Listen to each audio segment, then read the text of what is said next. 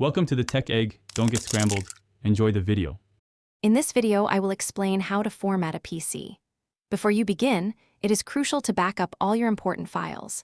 Use an external hard drive or cloud service to save your documents, photos, and videos. Also, ensure you have all the necessary drivers for your computer's components, like your graphics card and network adapter. Finally, prepare a bootable USB drive or DVD with your operating system's installation files. This preparation will save you a lot of time and potential headaches later on. Once your preparation is complete, restart your computer. As it powers on, repeatedly press the key to enter your BIOS or UEFI settings, often F2, F10, F12, or delete. Inside the settings, locate the boot menu. Here, you will need to change the boot order to make your computer start from the USB drive or DVD you prepared. Save your changes and exit, and your PC will then boot into the operating system installer. Now you will see the operating system installer.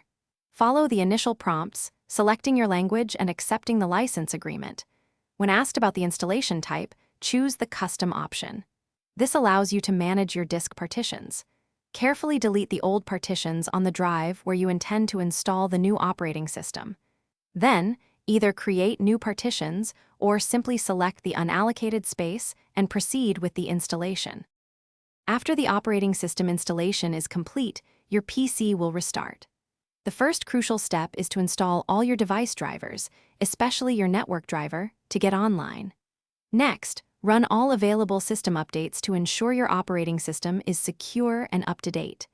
Then, install your essential software applications, like your web browser and antivirus program. Finally, restore all your backed up personal files and data to their proper places. Thanks for watching. Consider subscribing if I helped unscramble your problems.